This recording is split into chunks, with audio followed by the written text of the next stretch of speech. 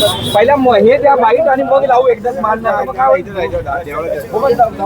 हे पहिले बाईट आपला पाहिजे कुणाची बाजूचा ना एक बहीण म्हणून आपण काय भावना व्यक्त कराल? सुरुवातीलाच मी राज्याचे मुख्यमंत्री आदरणीय देवेंद्र फडणवीस साहेब, उपमुख्यमंत्री आदरणीय एकनाथ शिंदे साहेब, आमच्या राष्ट्रीय अध्यक्षा, राज्याच्या उपमुख्यमंत्री आदरणीय सुनेत्रा काकी पवार, भारतीय जनता पक्षाचे सन्मान्य प्रदेश अध्यक्ष रवींद्र चव्हाण साहेब असतील, शिवसेनेचे सन्मान्य उदय सामंत साहेब असतील, भरतशेठ गोगावले असतील, सर्व शिवसेनेचे आमदार महोदय असतील, भारतीय जनता पक्षाचे असतील, राष्ट्रवादी काँग्रेस पक्षाचे आमचे सर्व सन्मान्य पदाधिकारी, आदरणीय आमचे आमदार शेखर काका, सगळ्यांचेच मी या निमित्ताने खूप आभार मानीन. महायुतीच्या प्रत्येक कार्यकर्ता आणि नेत्याचे आभार मानीन.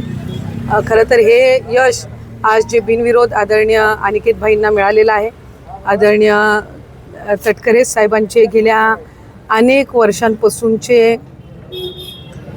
सर्व म्हणजे महायुतीमध्ये असेल सगळ्यांसोबत असणारे त्यांचे अतिशय जिव्हाळ्याचे समन्वयाचे संबंध असतील. राष्ट्रवादी काँग्रेस पक्षाचे प्रदेशाध्यक्ष म्हणून काम करत असताना आज खऱ्या अर्थानं आमच्या सगळ्यांच्याच आयुष्यातला हा एक अतिशय आनंदाचा दिवस आहे, अतिशय अभिमानाचा दिवस आहे. आणि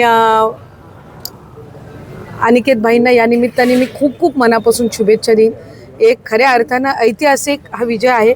बिनविरोध आत्तापर्यंत कदाचित कोणाची विधान परिषद ह्याआधी झाली असेल असं मला वाटत नाही, पण अतिशय नम्रपणाने आम्ही हा जो मिळालेला आमचा विजय आहे तो स्वीकारत असताना या कोकण स्थानिक स्वराज्य संस्थेच्या माध्यमातून जी काही संधी अनिकेत भाईंना मिळालेली आहे, मला खात्री आहे की कोकणाच्या विकास कामांमध्ये अधिकाधिक ते विधिमंडळामध्ये त्याचबरोबर एक आमदार म्हणून जे जे व्यासपीठ असेल तिथे अधिक चांगल्या पद्धतीनं प्रभावीपणाने ते कोकणातले प्रश्न मांडतील आणि सोडवण्याचा प्रयत्न करतील.